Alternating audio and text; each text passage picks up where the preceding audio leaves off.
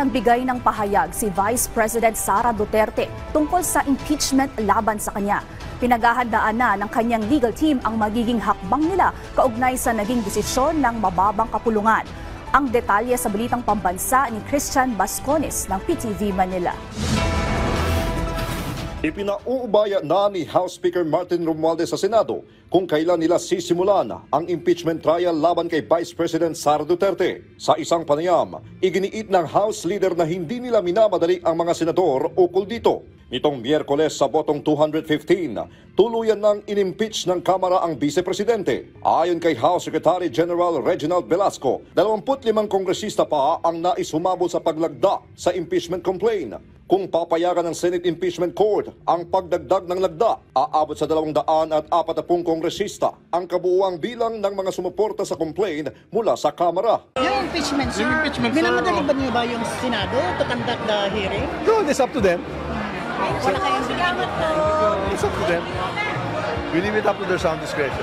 Samantala, sinagot naman ni Akbayan Party List Representative Percy Santana ang pahayag ni Vice President Sara Duterte na sana'y iligtas ng Diyos ang bansa matapos siyang ma-impeach ng Kamara. God save the Philippines. Yes, we agree. God save the Philippines mula sa mga Duterte, lalong-lalo na kay VP Sara Duterte. At mangilabot naman si VP Sara sa pagsasabi ng God save the Philippines, ilang beses nga na hindi niya na-save ang DepEd mula sa corruption. Hindi nga niya na-save ang confidential at intelligence funds mula sa iba't ibang anomalya. Hindi nga niya na-save ang mga mangingisda sa West Philippine Sea. So, wala siyang karapatang magsabi at mag-invoke ng God save the Philippines. Dahil sa madaming pagkakataon, she failed to save the Philippines. Ayon kay Sandana, imbes na humiling sa Diyos, dapat ay magpaliwanag muna si VP Sara ukol sa mabibigat na issue laban sa kanya.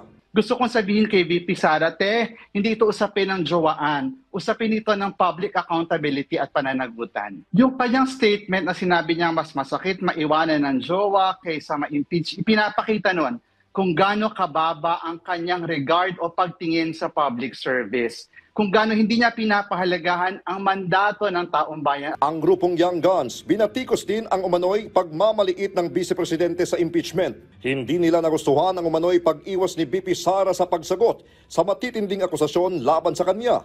Giit pa ni House Deputy Majority Leader Paulo Ortega, tila nabubuhay sa ibang dimensyon ang Vice Presidente. Mariinding pinuna ng Makabayan Bloc ang manoy hindi maayos na pagsagot ni VP Sara sa mahalagang usapin na ito. Ayon kay Surigao del Norte 2nd District Representative Robert Ace Barbers, may basehan at walang kapalit na anumang halaga ang naging pagsuporta nila sa pag-impeach kay Vice President Duterte.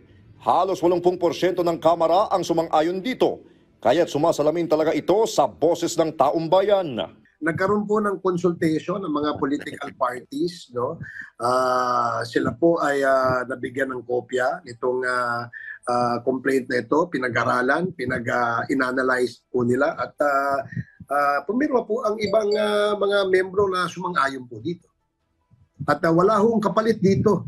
Ito ang issue po dito ay transparency, accountability, at saka rule of law, no? Yun ang ating dito. Kailangan magkaroon din tayo ng ng paninindigan na magkaroon ng hustisya. Samantala, sa isang press conference ngayong araw, una nang sinabi ni Vice President Sara Duterte na pinaghahandaan ng kanyang legal counsel ang impeachment case laban sa kanya. We've already started preparing the moment Franz Castro announced the impeachment plan, which was November of 2023. So November of 2023, there were already lawyers doing their work for the impeachment. So we leave it to the lawyers. Ngayong araw din nakipagpulong si Duterte sa kanyang legal team. Matatandaang mayroong 215 mga kongresista sa Kamara ang pumirma upang mapatalsik siya sa pwesto, habang nakasalalay naman sa Senado ang maging resulta ng impeachment proceedings. At nang tanungin si Duterte sa kahihinatnan ng proseso ng impeachment sa Senado. Well, that is their prerogative as a body, no? So we have to respect the Senate kung ano yung desisyon nila. Dahil sila yung mga nandoon sa loob. We haven't talked. I have not talked to my friends in the Senate. Sinabi rin ng Vice Presidente na wala siyang plano na magbitiw sa pwesto hanggat walang desisyon ang Senado. Mula sa PTV, Christian Bascones, Balitang Pambansa.